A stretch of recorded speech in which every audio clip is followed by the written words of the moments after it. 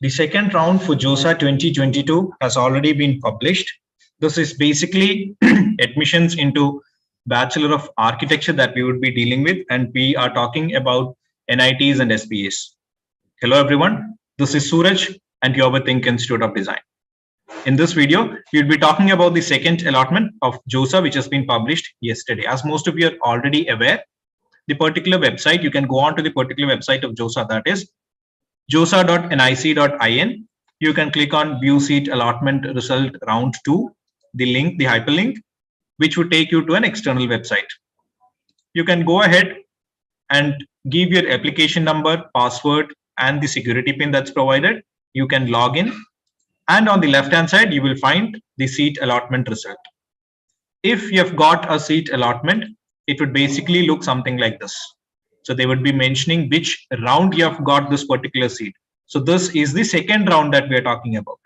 In total, JoSAA will have 6 rounds. Joint Seat Allocation Authority is responsible for conducting admissions into NITs and SPAs, School of Planning and Architecture.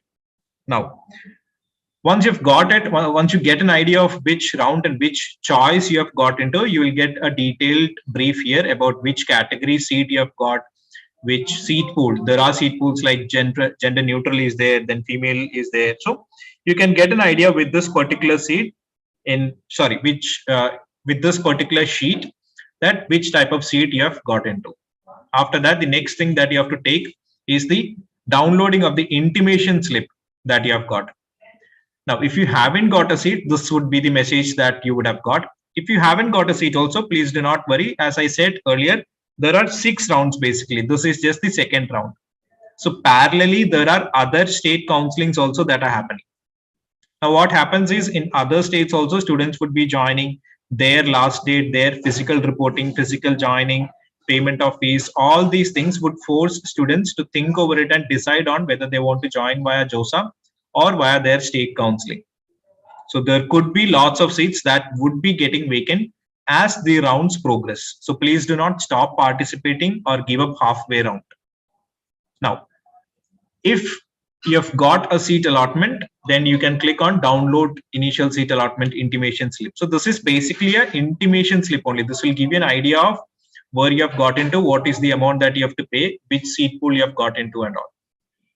After that, you have to submit your willingness. That's your third step. There are 3 options for submitting your willingness. First one is float, second is slide, third is freeze.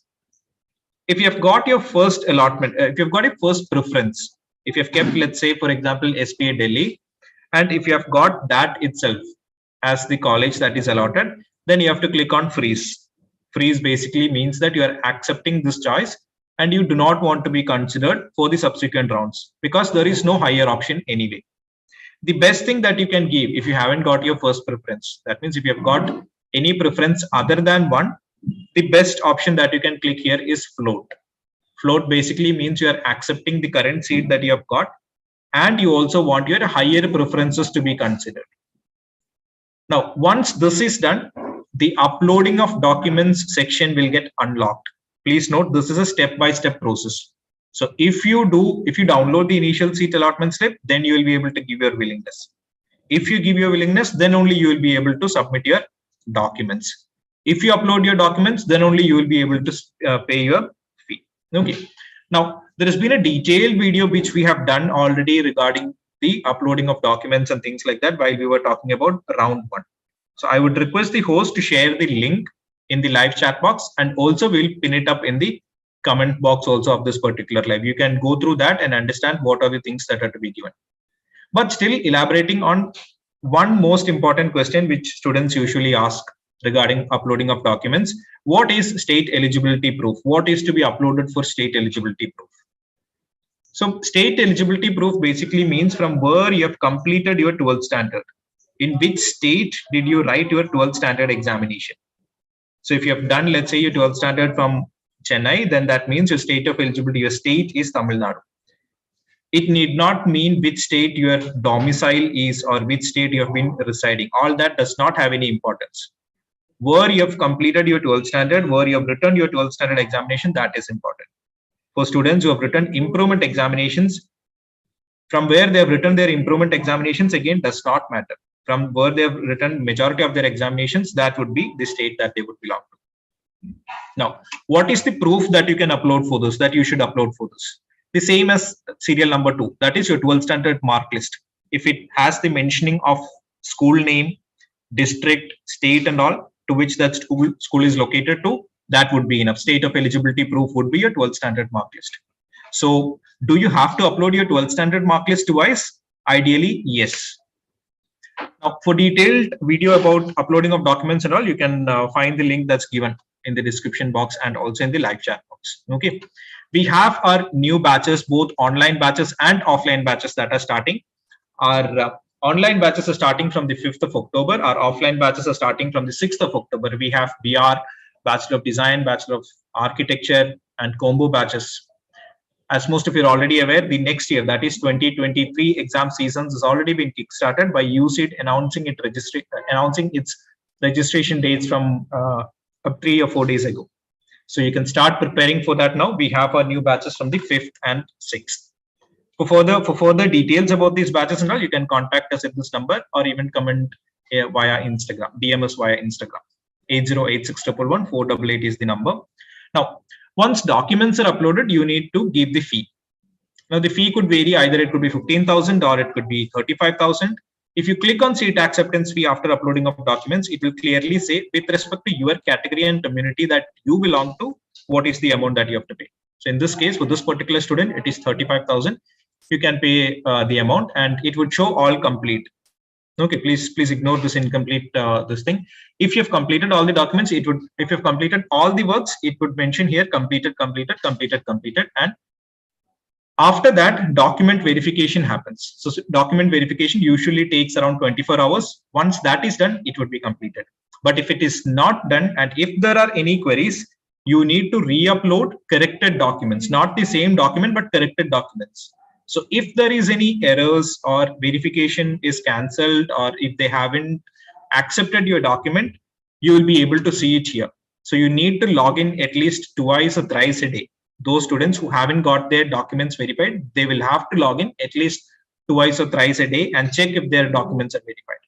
There has been instances wherein a lot of students' OBC NCL certificates were rejected and they had to rush to the office and get it reissued and then uploaded. Okay, now the next thing that's going to happen is round 3. There are 6 rounds. Round 3 is expected to be completed. Round 3 is the allocation is expected to be completed on 3rd of October by 5 p.m. So I think yesterday around 5 or 6 p.m. was it that the website was visible. So similar is what we are expecting. Okay, now one major mistake a lot of students are doing, if you have got a new allotment in the second round, that means if you haven't got any allotment previously and you have got the first time that you were allotted is in the second round, then you have to do all the processes. So while doing that, while you are uploading the OBC certificate, if you belong to that category, please note that certificate, OBC NCL or General EWS, has to be issued, should have been issued after 1st of April 2022. You might have taken a OBC NCL certificate in, let's say, the month of January, February or March for applying for JEE. Or for applying for JEE paper 1 or paper 2, that will not be accepted. That will not be verified. They'll ask you to upload a certificate that's issued after the 1st of April. So please note that if you are somebody who has got an allotment in this round for the first time. Now, if you are somebody who's already got allotment in the previous round, I'm assuming you would have already got your certificates verified and paid the fee and all. There is nothing that you have to do. If you haven't got allotment, let's wait for the subsequent rounds. Okay. Now, these are the numbers that you can contact. If there are any questions with regarding JoSAA, you can contact JoSAA directly. Or if you log in on the left-hand side, you will be able to see for NITs plus admission. So whichever institute is given in your portal, you can contact them. Okay. So I think most of the queries are cleared. If there are any questions, you can post in the live chat box. Otherwise, you can contact us for further doubts at 808611 024. As I've said earlier, we have our new batches starting from the 5th and 6th of October. So you can contact us at this number for further doubts and queries. Okay. So I think that would be it until we see you in the next session. Thank you, everyone. Thank you, host.